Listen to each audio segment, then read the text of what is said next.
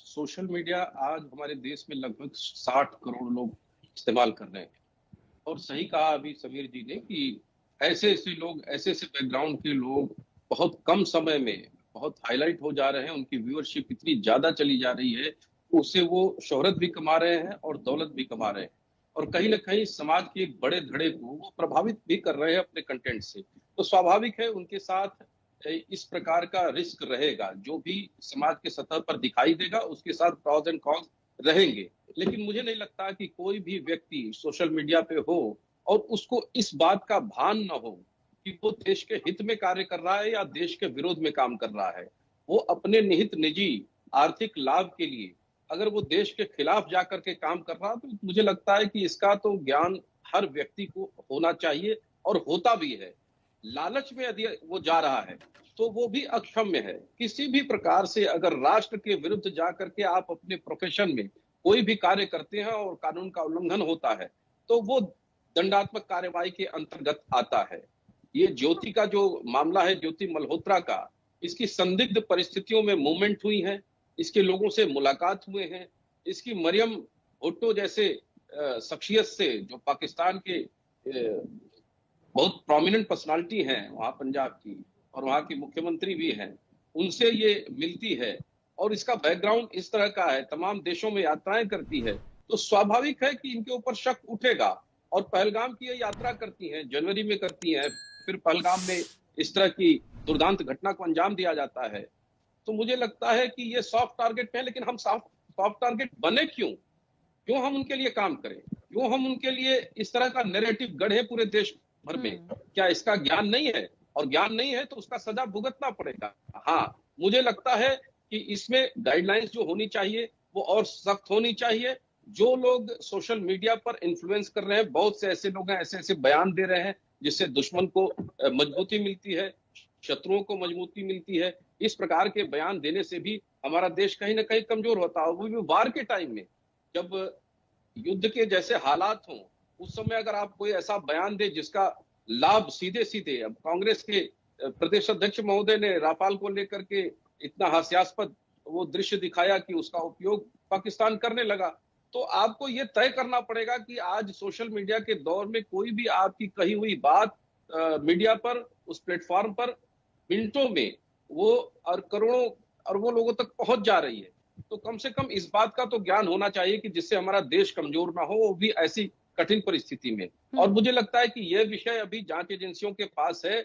इसमें दूध का दूध, पानी का पानी हो जाएगा। इसमें कई लोग, 6 से ज्यादा लोग, 8 लोग अभी तक लगभग गिरफ्तार हो चुके हैं।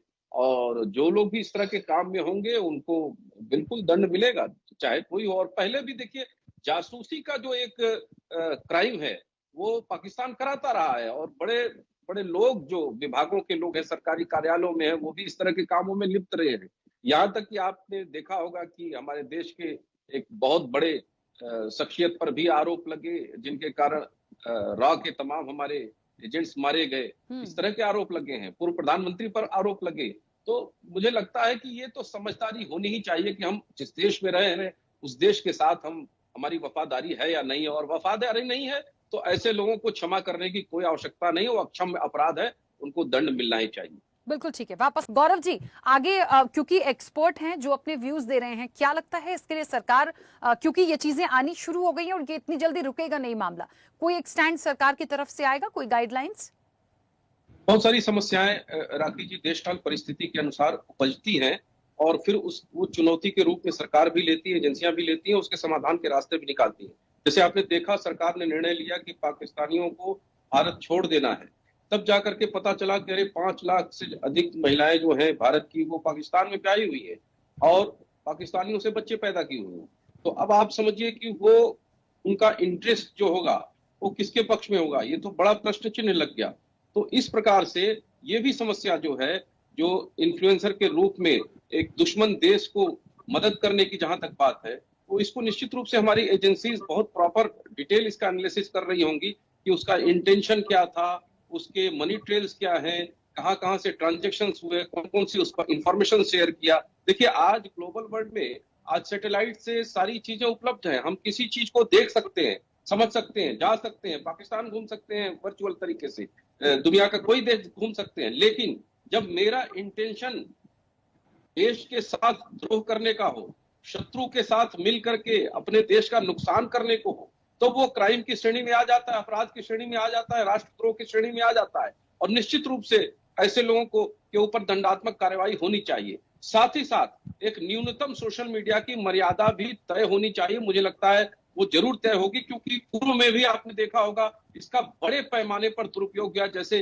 कैम्ब्रिज एनालिटिका जैसी संस्था जो है वो भारत के लोगों का मूड पता करके और चुनावों को इन्फ्लुएंस करने तक की बात सोचती है। इस्तांबुल में कांग्रेस पार्टी अपना कार्यालय खोल के वहां से सोशल मीडिया को इन्फ्लुएंस करने की बात करती है। तो ये वो तरीके हैं जिस तरीके से पूरे देश के पूरे मूड को, पूरे नैरेटिव को प्रभावित किया जा सकता है। तो इन सभी विषयों पर मुझे लगता है आने वाले समय में बहुत बारीक तरीके से सरकारी एजेंसी सोचेंगी और इस पर प्रॉपर नियम बनाएंगी, और जो लोग आपराधिक गतिविधियों में लिप्त हैं उनके विरुद्ध सही कहा अभी हमारी एक पैनलिस्ट ने, जो ऐसी कड़ी कार्रवाई हो जो नजीर बने, आने वाली पीढ़ियां भी याद रखें। और भारत में देखिए राष्ट्रीय चरित्र का इतना अभाव है, फ्रीडम ऑफ स्पीच के नाम पर वो जो मन में आता है, जो मर्जी आता है वो बोल देते हैं और फ्रीडम ऑफ स्पीच का बुलेट प्रूफ पहन लेते हैं और उन्हें लगता है कि अरे हमारा तो ये डेमोक्रेटिक राइट है, उसका हनन हो रहा है।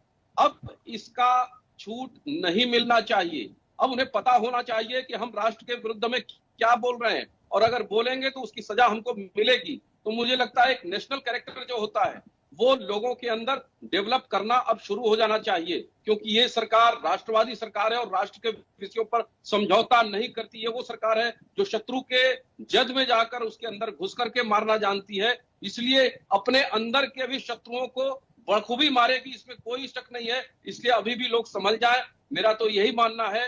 अन्यथा सरकार निश्चित रूप से इस पर गंभीरता से कोई ना कोई कार्रवाई करेगी जिससे इस तरह के लोगों के ऊपर लगाम लग सके। बिल्कुल ठीक बात है, क्योंकि